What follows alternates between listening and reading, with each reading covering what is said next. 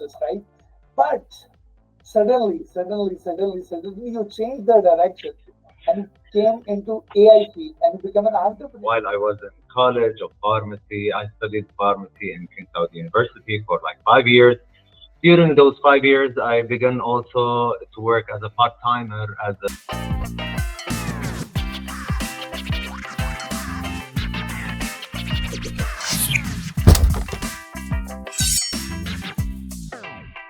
Have you ever thought by selling medicine, you can be a millionaire? You don't trust me? You don't trust me? We have a guy who can tell you this, Mohammed Hatata. Thank you so much for a precious time. Thank you very much.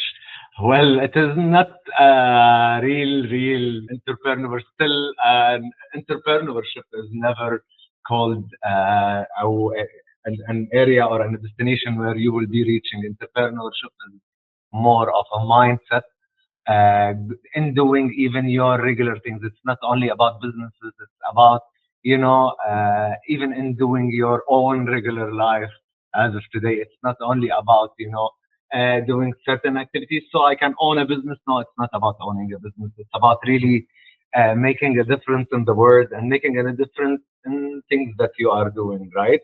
Yeah, so this is how I see it. Exactly, totally agreed.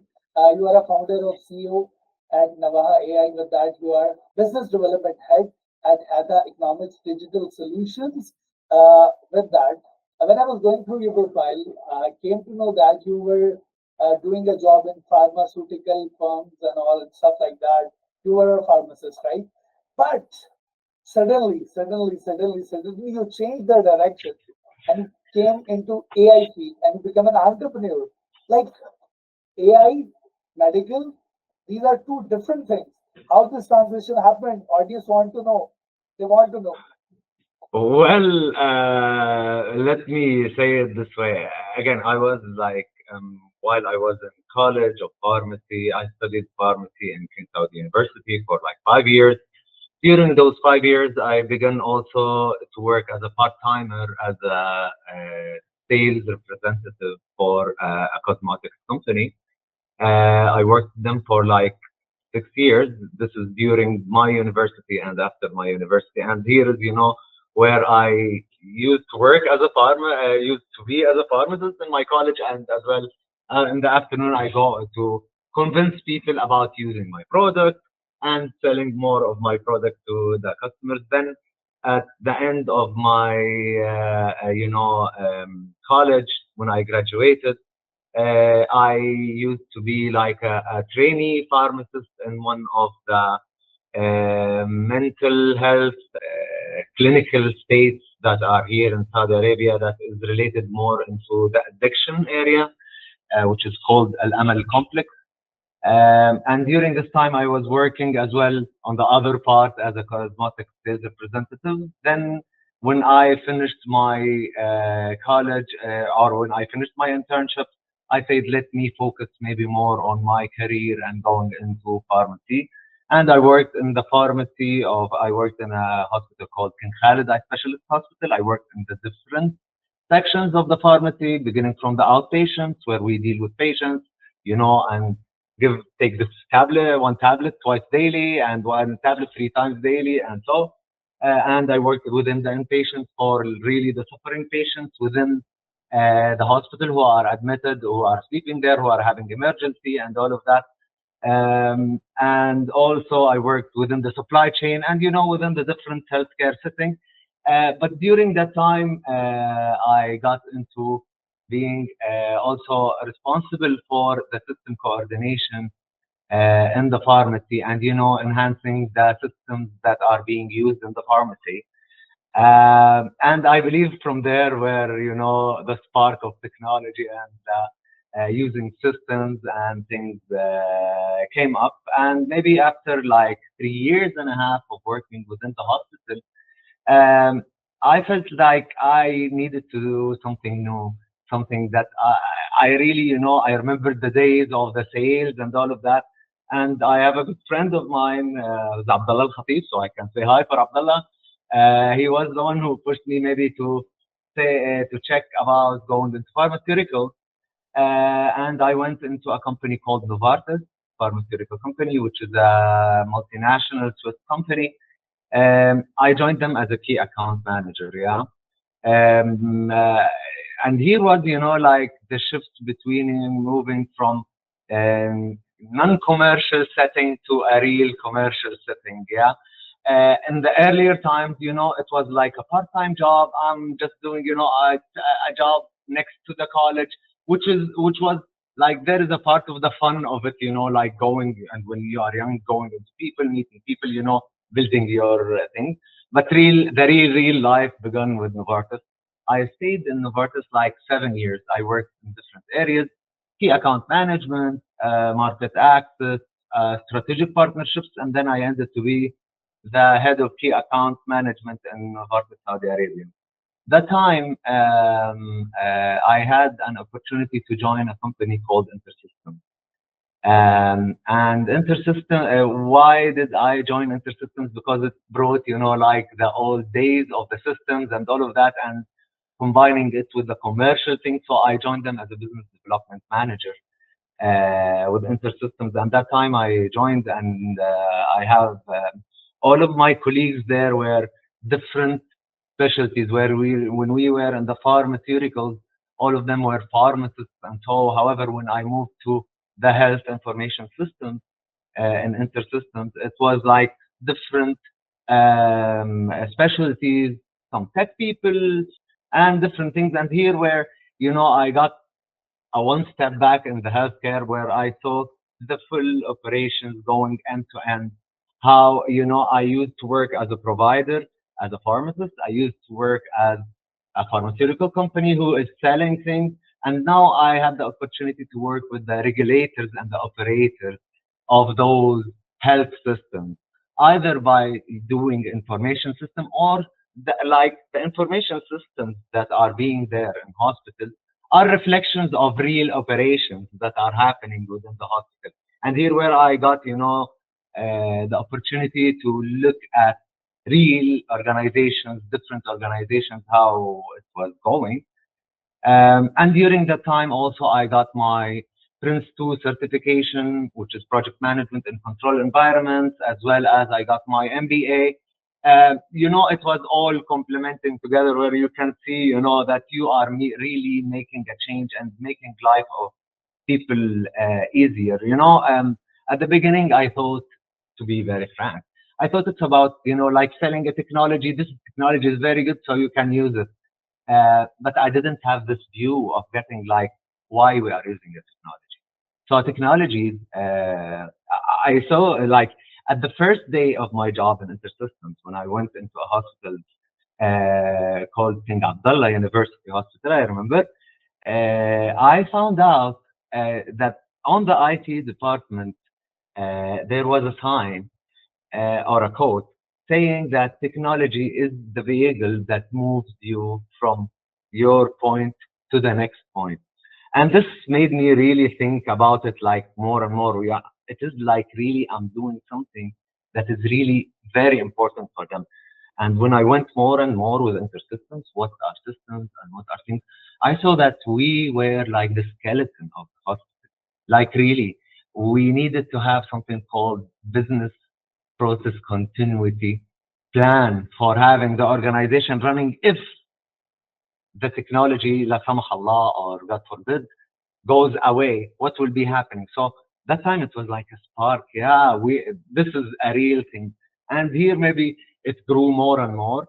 At the end of that, in InterSystems, I moved to a company called Boston Oncology, where I had the opportunity to work with local manufacturers of pharmaceuticals.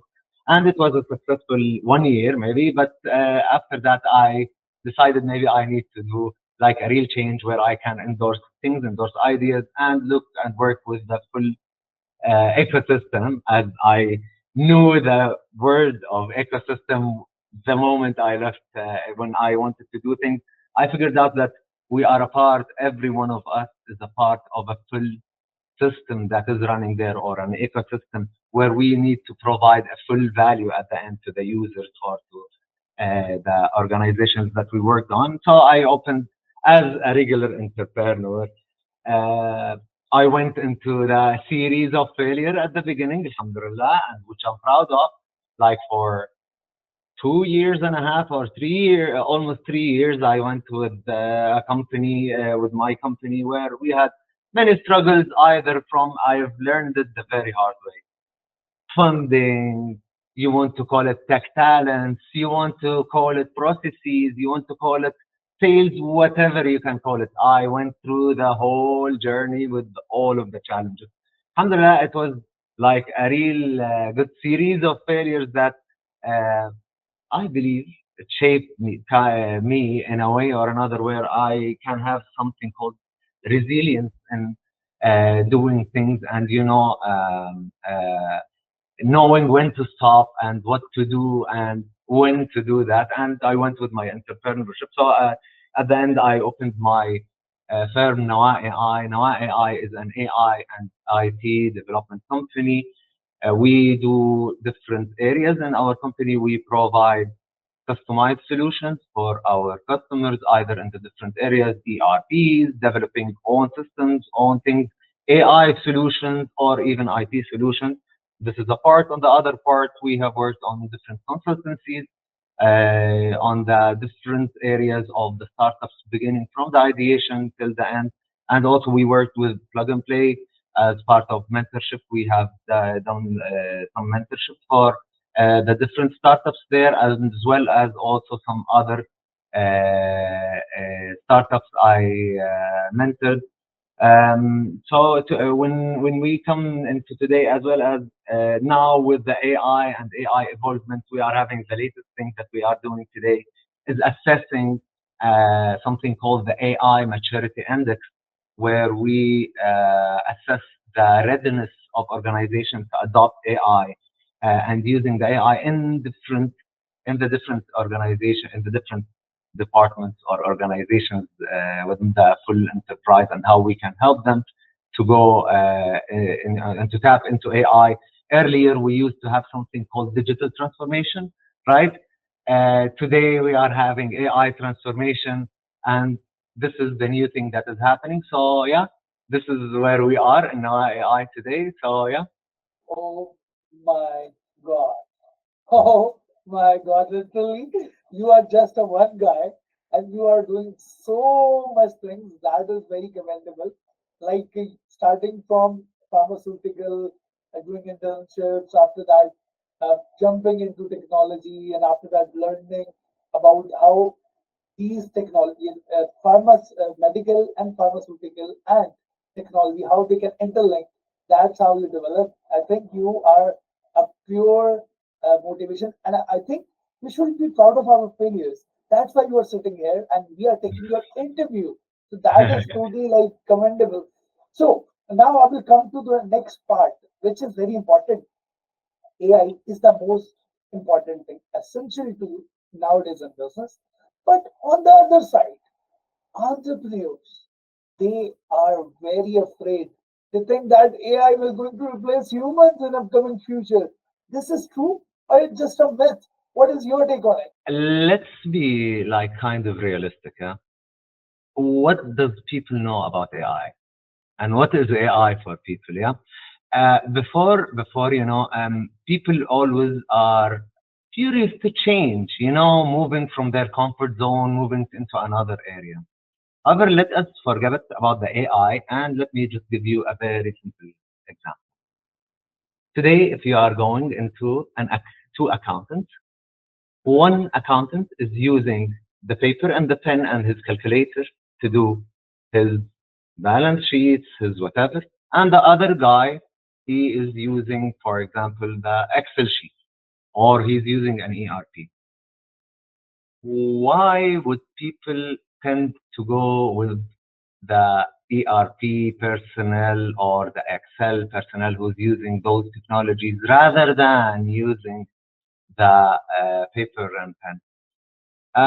Because with time and with things that we have shown, that people who are embracing and using technologies, they are having something called a synergy of things, where you can create more. You can get something which is more accurate. less validation, less entries. You can use those things once, twice, three, four times. However, for the regular person who's using his paper and pen with a calculator, I tell you that he will be doing his job. But if this guy will be doing it in 1 week, this guy will be doing it within 6 months for the best. For the best. Why did I say that? This is the difference that will be happening as well whenever we are talking about AI. Always people think about it the way of AI versus human. But why not changing this narrative to be AI plus human? I've read a book which is called Future 3.0. Or sorry, it was called, let me remember the name again. Life 3.0.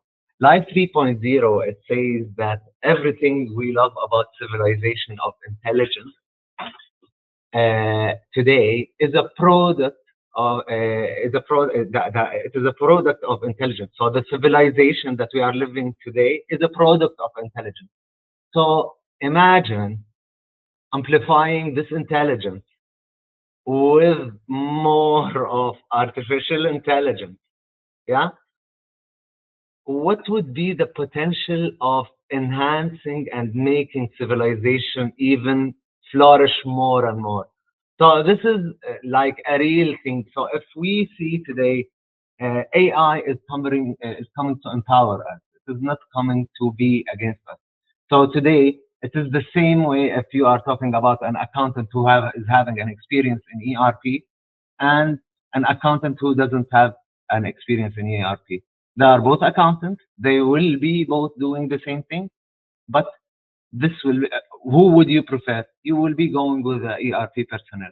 This is the way we need to look at AI. AI is a tool that helps us to do things. It is not a person who is coming against us. Yeah. So this is how we need to look at AI, and this is how what I always tell people: think about AI as a tool. Don't think about it as anything else. A tool would be a car. A tool would be a computer. A tool would be anything. Exactly, exactly. With the time we evolved, there was a time when Microsoft introduced softwares for the betterment of the businesses. They need to accept this. Uh, you have tell this thing in a very clear manner, and I think audience now you have to take the notes and keep mentioning, keep pointing, noting all these things. Now we have to move further. We have talked about AI, right? AI will not going to replace human. Take a deep breath. You are here. We are safe. Our jobs will not going to be replaced. Now, how AI can play a vital role in the growth of the business? Because you are working on this model now. You are covering a lot of sectors as you were mentioning.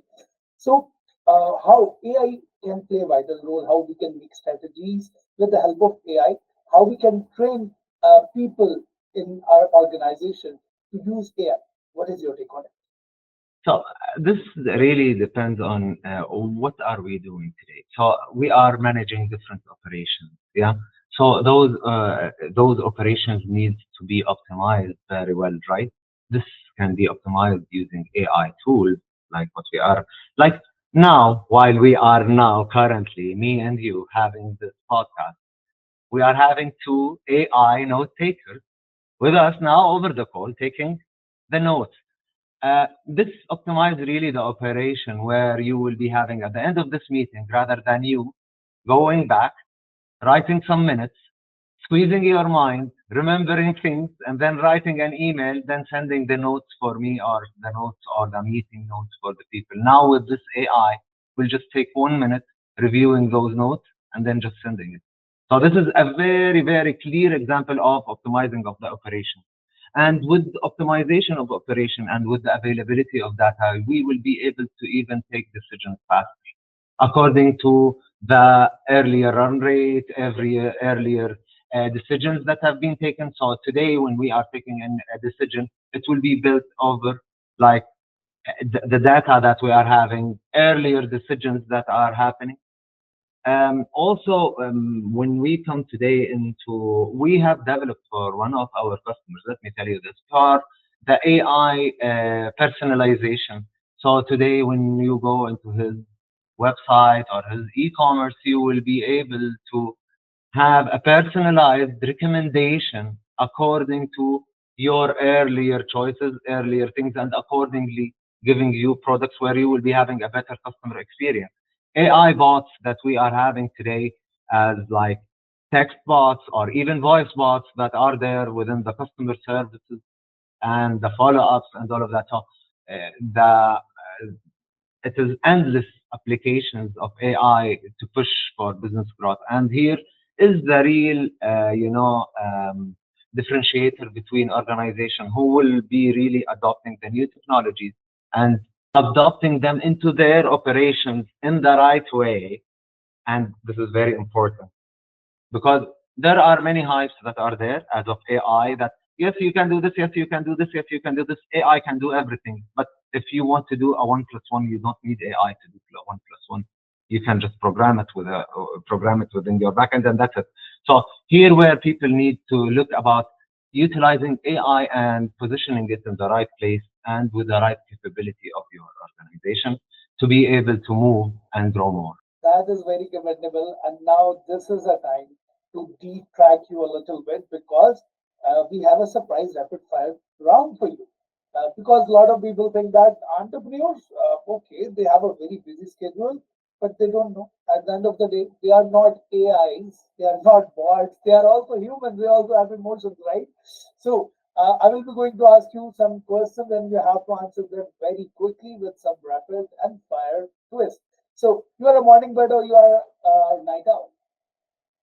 Well, I'm a person who hates sleeping and love waking up and love life and love being there all of the time. So I don't consider myself either a morning or a night person. I am a person of the day, of the whole day. You are a person of the day, the whole day. Okay. Coffee or tea? Coffee, definitely, espresso. So here is my espresso. Okay. So dream job as a child. Dream job as a child? Well, I wanted to be at some point of my life a director, a movie director, actually. Oh, that's really great. So last book you read and what was the message you got from that book? The last book I read, I told you it was Life 3.0, where the quote that I said is the real thing so it is like about the civilization that we are living today is a product of intelligence. Imagine amplifying intelligence with artificial intelligence. What would be the potential of having civilization flourish even like never before? Okay. Uh, are you politically correct? Well, I don't believe that I'm correct all of the time. I always try to be correct, yeah, every one of us. But I really think about things, yeah. If I would change my mind all of the time, yeah. Okay. And lastly, favorite destination for the holidays. Well, many places, but maybe I love Amsterdam and the Netherlands. I had like good times, good days. So yeah, this is my destination. Okay, that's the end of a rapid fire round. And now we have to come back on the track. We were talking about AI, how AI can play a vital role in the growth of a business. And now I will move towards next question. You have talked about mentorship plays a vital role. Having mentor is the most important thing. But nowadays, uh, I was going through some of research and they were mentioning that number one, in upcoming future, $3 trillion will be those companies which can earn $3 trillion in a year, those who will adopt latest technologies. Number two, we have seen that a lot of startups are failing. Why? Because they don't have mentorship. There are a lot of youngsters, they have this ego issue that I have graduated, now I don't need to do any sort of job. I will just I will have some sort of capital and I will run my business. And in few years, my business will take off. This is true or not? Having mentorship is the most important thing or not? Well, having mentorship is something that is much needed within any growth of a startup. Today, you can go from scratch and begin from scratch and learn from scratch and everything. But what is it about in mentorship and even being a part of an ecosystem? Uh, when we are delivering a value, you will need many partners to do things with you. Like, for example, let's say you are having your e-commerce. Um, so like now, when we had an e-commerce where we are selling product, testing this product, so we needed to do partnership with logistics companies. We need to do partnerships with payment gates. We needed to do with SMS gates, and that thing is here that we are in an ecosystem, and this is a full thing. So, and a mentorship is a vital part where you will be having an accelerated, decisions, accelerated ideas, or overcoming like current challenges that other mentors or other startups have faced. So it is a very important thing to have it. But let us not say it as a mentorship. So a mentorship is something, but it is out of a fuller journey. It is about learning from other experiences, other startups, reading. It is not only about mentorship. Mentorship is a part of it, and some people would be blessed having some mentors within their journey, but it is not the only part. You need to go and look yourself, learn by yourself, as well as from mentors. That would be an added thing where it will be pushing you even more and more. But it is not only about mentorship, and this is where I believe the thing. But really, mentors, when they are in a process, they will be helping you and getting accelerated decisions, face challenges that millions and millions of startups have faced. They may have some solutions, some overcomes of those, maybe some networking with other partners where you will be able to advance and move into things, opening up your mind in business development and some areas that you didn't work of, opening up your mind in some things in operations you didn't know of. No one in the whole world knows it all. We all need to have some mentors within our lives for for our growth, either on the personal level or on our even business or entrepreneurial. Okay, okay, that is very captivating, and I think motivation comes when you just learn, and after that you apply all those methodologies practically. That is the most important thing. Let's say I own a company and I created this pen. It gets viral, right? We are living in a digital era. Everything can be viral. After a month, everybody will create same kind of pen. They don't create innovation, right? A pen is the most important thing. Everybody can create pen, but innovation in business is the most important thing. And this copy paste culture in nowadays, why so? Why everybody is copying other methodologies? Why people are having inspiration, having motivation? Okay, that's fine, but creating your own thing, creating your own idea, selling it by your own. What is your take on it? Like, why this copy paste culture in business? Why it's growing day by day? Okay, so let us not limit innovation to innovation of a product. Okay, so you may have a product and I may have the same product, but I have an innovation in operation where I cut like a big area of the operation where I can do things. And why people are copying each other? This is a successful thing. So we do the successful thing again, and we enhance it more to be even better, to be even opening up other channels, other areas. And innovation is not limited into what you are creating. Innovation is in your whole value chain, beginning from the ideation, into the apply, into the optimization, into the operation, into even having like there is an innovation in even HR where you will be able to assign a person who will be doing different things, or like doing a cross-functional skeleton in your organization and be able to pass things even faster. Innovation is not limited for one area. Innovation is an open thing in all of the areas. And here, where I always tell to my startups or to startups who I coach or who I mentor, uh, your product is a part, but you need to look at the whole thing. We are having resources being put in an operation, governed by a system, having a product out there. This is a whole big area where you will be able to innovate here and here and here and here. And this is the real innovation. Innovation, I don't need to do something like a cup that cleans itself alone. Yes, it can be some innovation, yeah, but I can make a cup that is like not being that is being easy fixed, easy things, which is a very small thing, but this is an innovation. It is not about having the fancy looking things. It's about making life easy. Yeah. The way you answered, like I'm totally convinced, and I got answer of my question.